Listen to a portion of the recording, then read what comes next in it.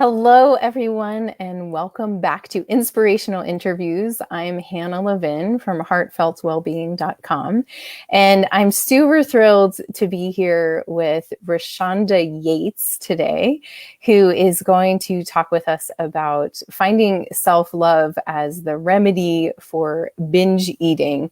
Before we get to her interview, I just want to remind you all that we have a challenge coming up in this group, October 19th through the 23rd.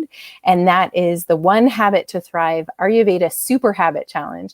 And if you haven't been through one of my challenges before, I strongly encourage you to sign up for one. They're totally free. It's an opportunity to learn more about Ayurveda and how it can support you, but more importantly, to make shifts in your life that aren't huge, but have huge impact in terms of your energy, your mental clarity, your digestion, being able to lose a little weight if that's something you're wanting to do, all naturally, and utilizing the force of nature, which is aligning with nature's rhythm. So if you're interested in that, please sign up. I'll post the link below for the One Habit to Thrive Super Ayurveda Habit Challenge, and super excited to join with you all for that adventure.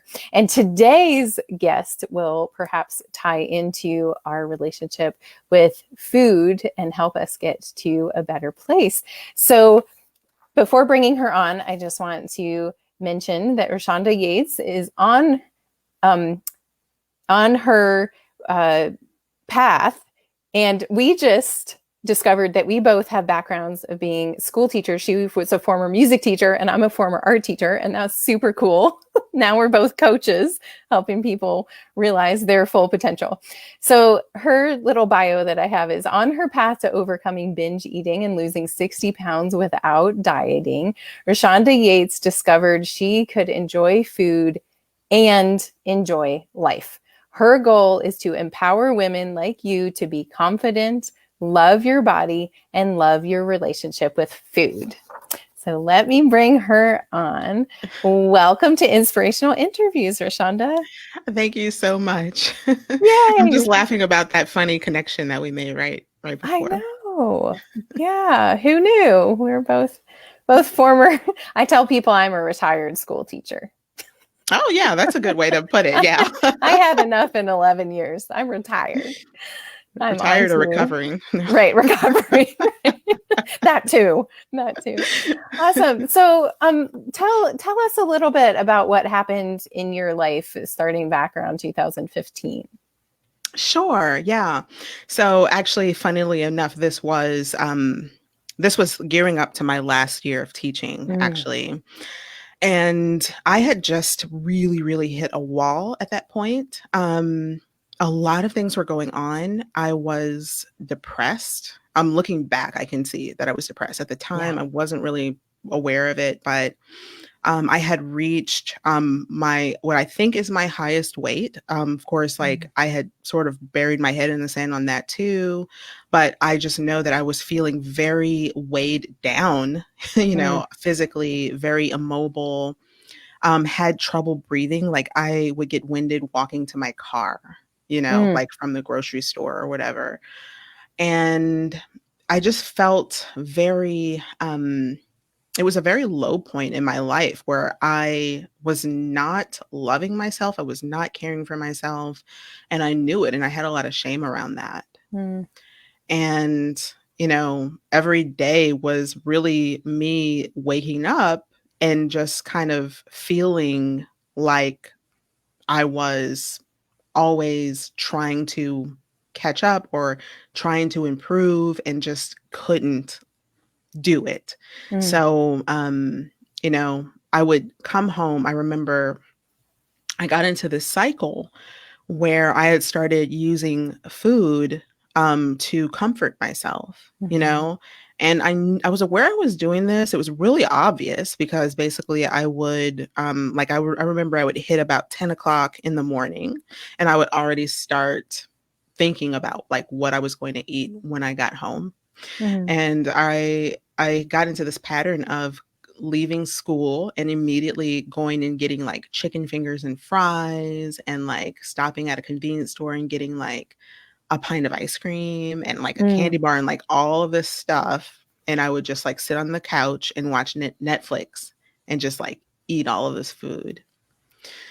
And again, I was aware that this was a problem, but I had no idea at that point how deep the problem really was. Mm. But that was sort of the beginning of my awareness that Mhm. like I was not feeling good and beginning to realize like something needed to change. Mhm. And did that food that was like you were looking forward to at the end of the day or planning, did that feel like a reward to you for getting through the day? Yeah, really good question. That I think is how it was serving me in my life at the time. Uh-huh. Again, I would go on a long journey from that moment. Mhm. It was really a journey of like self-discovery from that point Mhm. on and finding my purpose. And when I Mm. look back on that, I can see that what I was really lacking in my life was a true sense of purpose. Mhm. And I'm not saying that that's what everybody would be lacking. I think that we all find what it is that we personally need.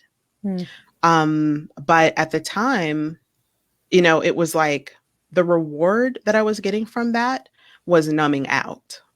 It was Mhm. being able to disconnect from a lot of misery, you know, Mm. and a lot of needs not being met and just feeling basically out of purpose, you know? Yeah. Yeah. Wow. So what was the turning point for you? Yeah, so what happened was up until that point, I had been um basically on diet after diet after diet, Mm. right? Like, I bet a lot of people here can relate. oh man, I really thought that if I would just lose weight, that that would solve my problems. I Mhm. really truly thought that. And looking back, I'm like, wow, you know, it's so interesting. Like I have a very different view on it now. But I got to a point in about 2015 where I don't know, I just had this big aha moment that just came.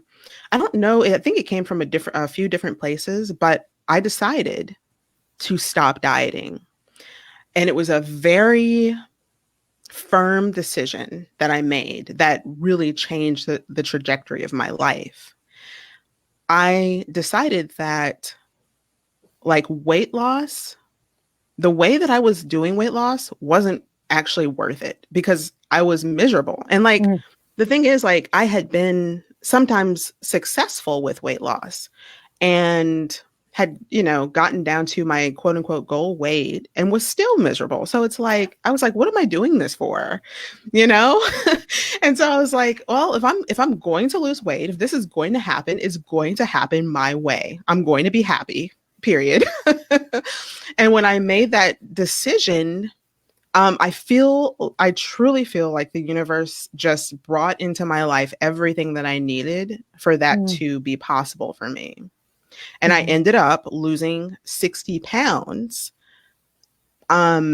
without dieting. And so, you know, what transpired to make that happen really ended up being far more valuable in the end than the Mm. actual weight loss itself. Mhm. It's funny how that happens. Yeah, right? The the journey is the destination in many ways. Yes, I mean, Yeah. it turns out that's actually true. Right. Right. Yeah, so what is the number one shift that you needed to make? The Um, so I'm gonna actually talk about this by talking about something that I've noticed Mhm. with people who struggle with binge eating, which is that the biggest mistake that I see people making is that they're trying to solve this binge eating problem with weight loss solutions. And it was a mistake that I made for many years. You know, I struggled with binge eating for 10 years, 10 Mhm. years of me feeling like this was going to be the last time, you know, promising myself very firmly, very sincerely, I'm never going to do this again. Then, like, doing it again, feeling so ashamed of myself, feeling like such a failure, Mm. and then doing it again to, like, kinda make myself feel better, and then just repeating that cycle over and over again to the point where I really felt like I couldn't even trust myself Yeah. anymore. Yeah. That's what erodes is self-trust, right? Yes. And Yeah. it feels so helpless. Yeah. I remember thinking, "Am I gonna struggle with this for the rest of my life?" Mm. You know? And so but what I didn't realize was that when I kept trying to address the problem by using weight loss tools, Mhm. well, that was like trying to, that's like you need a new car battery and you change your flat you put on a new tire, you know? Right. It's Right. like it's just using the wrong tools to solve Yeah. the problem. And Mhm. by using the wrong tools, I just kept making the problem worse and worse and worse. Yeah. It also actually makes me think about the saying like you can't solve a problem with the thinking that created it. Like it Yes. was the system of the dieting of the weight loss culture that was keeping you imprisoned, right? I In that love that you brought cycle. that up. Yeah. Because Great. that is literally one of my favorite quotes. Hmm. I reference that quote all the time. Mm. And it was absolutely 100% exactly that, that I like that lower level of consciousness created the problem. Hmm. And what that means is the way I was thinking was just unhelpful. I'll put Hmm. it that way. I was going to say wrong, but really I want to say it wasn't serving me. Hmm. And when I went to a different level of thinking, that is what solved the problem. It basically just took the problem away from me. Hmm. And so the number one shift that I made was I shifted from thinking about it as a food problem to really thinking about it as a life problem, Mm.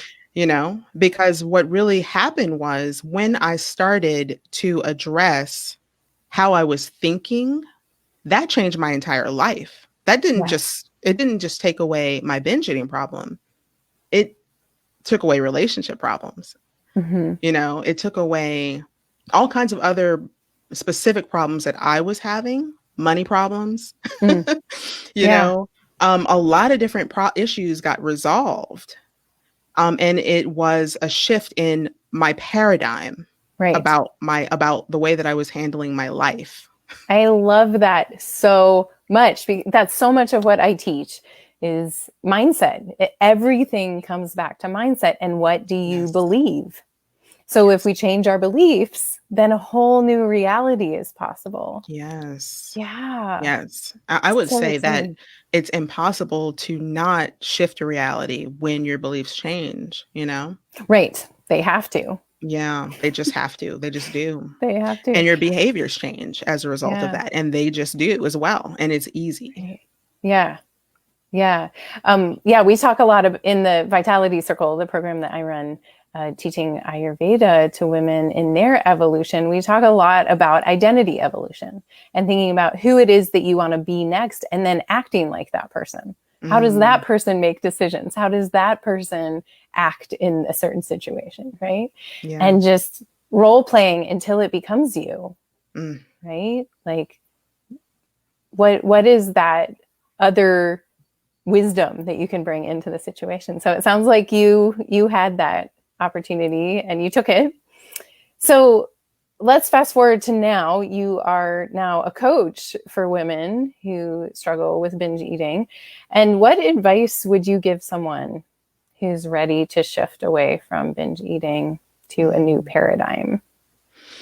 Yeah.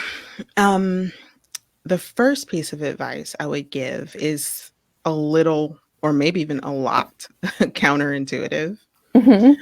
Um, it's something that I really, really, really struggled with, because I will talk about like one of the thinking sort of traps that I got into. um, where I was trying to manage my food. Mm. And one of the traps I got into was thinking that I had to be perfect all of the time with my eating. Mm-hmm. And Mm. what I found was that when I just let go, when I let go of that, when I let go of that grip of control, then things started just flowing more effortlessly.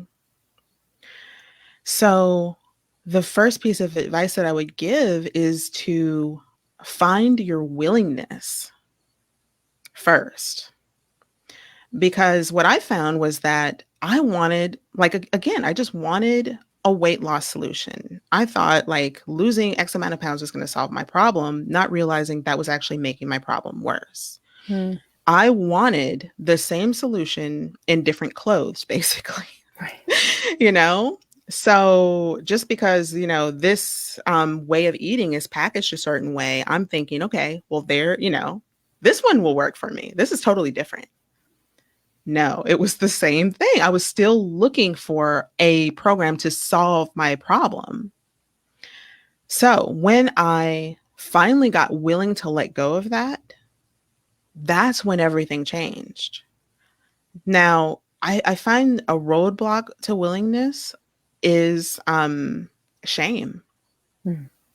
You know, when we're in shame, we feel isolated. We feel like we're unworthy. We feel like until I get this problem under control, I'm not good enough. I used to think that my body wasn't good enough. My Yeah. skin color wasn't good enough. Like I was basically trying to fit some really undefined mold. I don't even know what mold I was trying to fit.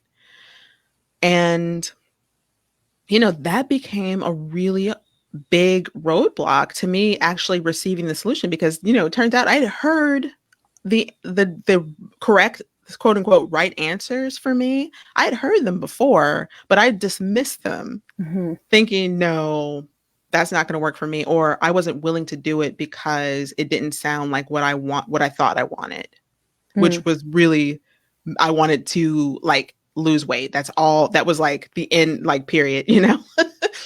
And when I started working through shame, that I think was what helped me to be willing pretty quickly.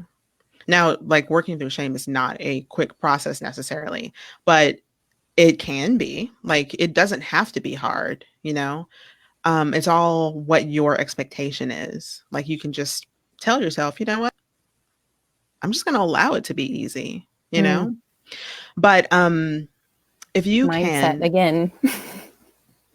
I'm sorry, what? That's mindset again, Oh, right? yes, Like exactly. if we decide it's going to be hard, it's going to be hard. We Yes. decide that it can be easy, we Yes. allow that possibility to exist, right? Exactly. And it Yeah. took me a long time to learn that. Yeah. But now that I know, I do want to share it with people that they don't Yeah. have to struggle the way that I did, Yeah. you know. It doesn't have to be that way for you, but like if I can do it, then anyone can do it, Yeah. you Are know? you familiar with Sonia Renee Taylor? No. Okay. Well, I brought her up in the Vitality Circle meeting yesterday. She wrote a book called The Body Is Not an Apology, which you might be interested in checking Oh, I out. love that title already. She talks about we have to shift the paradigm where we live in a culture where only certain people have the right body, Mm. right?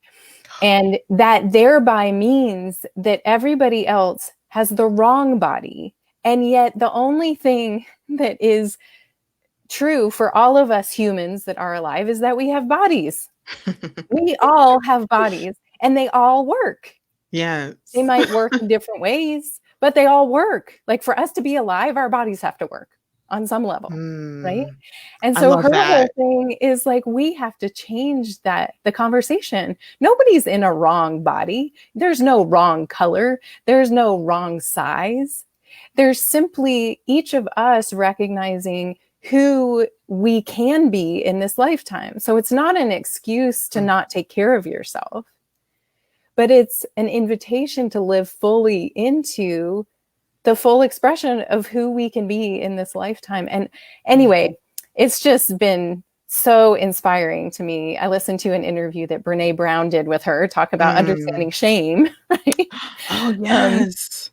so Brene anyway, Brown, I I was love just her. like, I was like, Rashanda would love this if you don't know about it. But anyway, Yeah, I'm definitely going she'd be right to. up your alley. Okay, cool. I'm gonna ask you for that again after, Yeah, so yeah, I yeah. could because I love that, and it reminds me of something that I was thinking about today, which is that, like when, for example, when I was, thinking that I was in the quote unquote wrong body or Yeah. a not good enough body, I was looking at people whose bodies I thought were good enough and were worthy, and I'm looking at them thinking, oh, their life must be Right. perfect. It's so They must easy have to this do that. amazing life. And then I came across this TED talk. I can't remember what she does, but she's a model. I can't Mm, remember if it's like a Victoria's Secret model or whatever. And her whole TED talk was describing how she and most models feel completely insecure yeah. and what their experience is really like of having their bodies constantly picked apart, constantly judged, constantly like photoshopped, Yeah.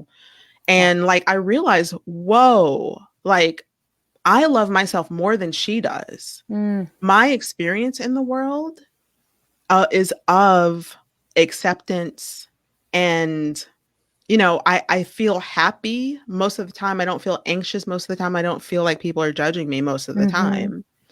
And it just really hit me, that quote about like judging other people's outsides, comparing other people's outsides to your insides or something like Mm-hmm.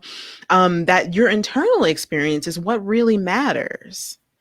And we are so focused on the external that Absolutely. we are Yeah. missing our lives. We are Mm-hmm. missing the experience of living our lives, Mm-hmm. you know? Amen. Yes. Yes. Absolutely. So I want to come back to your expertise. We got some questions from members of this group. So I'd just like to ask you these. So this is from Carolyn, and she says, what do you feel are the reasons women have problems with weight, binge eating, and comfort eating? What helped you most to break through the cycle? So you've kind of already answered this. Maybe this brings up something more you'd like to add. And she said, was it more mindset or habits or both? Yeah, great question. So I want to throw in a little disclaimer that I am not a medical professional. And I do think that it is important to, check with your medical professional, because there are medical issues, there are biological issues, there's a lot.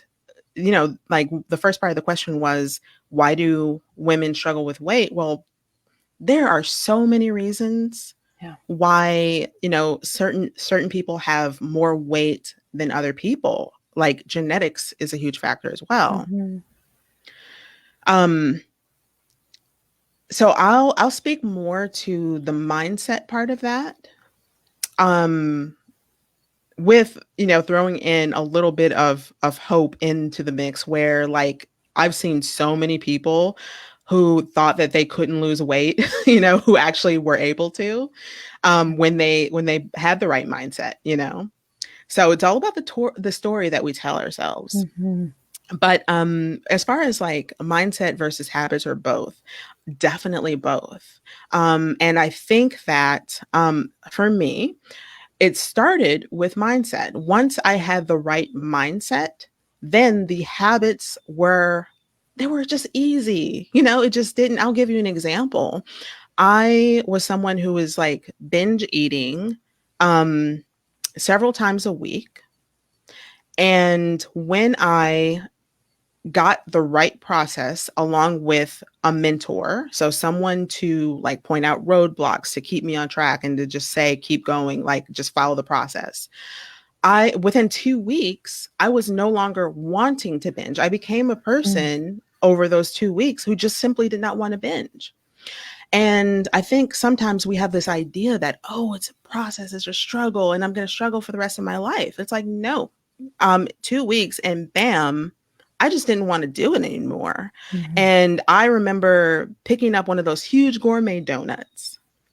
This was like, maybe a week after I call it being recovered, after I got recovered. And I sat down to eat this donut, but I was also working on my computer and I took like a couple of bites of the donut and then unconsciously pushed it away. And then a few moments later, I realized what I had done. I recognized what had happened. And I literally out loud said to myself, "Who are you?" Because it was just such a surprise. So, I bring this up to show like I did not try to make that happen. Mm. My mentality shifted, my paradigm shifted. So, I did intentionally build habits, but there's also like there's this opportunity where things just do not have to be difficult. They don't have to be this struggle or take a lot of effort. So, Mm. That's great. Thank you. Um, and Piper wrote in a question kind of pertaining to what I teach about Ayurveda, but she said, is binge eating a trauma or survival thing, or does it have to do with your constitution? And mm, so the constitution question was about Ayurveda. And I would say from an Ayurvedic perspective that anybody can binge eat. It's not a particular constitutional mm, thing, but that it originates from mindset or pain or shame. So how would you answer that from your yeah, perspective? that's another really good question. And I think that it can be, and this is not based, I'll just be transparent. I don't have research, you know, I'm just looking at observations, and like looking at my own life. But I believe that it can definitely be a trauma response. And I know that it was for me. Mm-hmm. But also, and these could be interrelated, there's just a brain based um, kind of like takeover that happens where your brain based reward system is actually hijacked. That's what's happening when someone gets into binge eating. So I can see that happening without necessarily having the trauma. So, for example, I've spoken to people who said, I don't really have any, like, I didn't have a rough childhood, like, nothing really happened, Mm. and they struggle with binge eating. So, in any case, your brain is a factor Mm-hmm. where the reward based system in our brain that's really set up to help us survive is really sort of Right. malfunctioning and turning against Yeah. us. Yeah. So it's incorrect communication that is going on there. That that drive. Yeah. Um, there was something in there that I was thinking about, and now I've lost it. And we are coming right to the end of our time here. I was going to say from an Ayurvedic perspective, we look at weight and not having a clear relationship with authentic hunger as protection, Mm, so that we feel hungry when we're scared or nervous hmm, or feel unpleasant emotions. Or we keep extra weight on our bodies to protect ourselves from fully being seen, mm, or um, really being vulnerable to the world. It's a protection. So just energetically, that has been very powerful for me to learn about, especially working with clients who are wanting to lose a significant amount of weight. And I found that to be very true in terms of their internal experience Mm, of their relationship with the weight and with eating, I could see whether a it's lot of binge power in eating or that. just, yeah, yeah, Yeah. yeah, it's really interesting. So I have loved this conversation. I feel like we could talk for several more hours. Tell us where people can find you and what else they can do with you. Sure. So I have a podcast called the Ending Your Binge Eating Podcast. So definitely, check that out. I do have just a free gift to share to your followers. They can find, I think that you were going to post that link, but it's at Yeah, I'll post that sinfox.com. link that you gave me. Okay, great. Sinfox.com / Rashanda Yates. And then, I do coaching programs that helps take you from feeling completely out of control to feeling completely at peace and feeling free in your life and around food. So those are the ways that people can interact with me. Excellent. Thank you so much for being Thank here and you. sharing This was your so fun. story. And yeah, really, really grateful. And there's some wonderful. Can you see the comments that have come in? I cannot. Yeah. No, I wish I Oh, could see them. oh, well, I can read them to you. Well, just a couple. One says, Oh, loving this yay. interview so far, especially the idea that a weight loss solution is the wrong tool for binge eating. Mm, And then that's another says, I can relate to eating when scared or nervous, mm, recognizing your hunger. Yeah. Yeah. yes. Wonderful. Well, thank you everyone for tuning in today. Thank you, Rashanda, for being here and sharing your wisdom and your gifts and your possibilities, right? It's inviting people into a new possibility for us. So thank you for leading the way and giving us hope in the world. Thank you so Thank you so much much for for having being me. here. All right. Take care.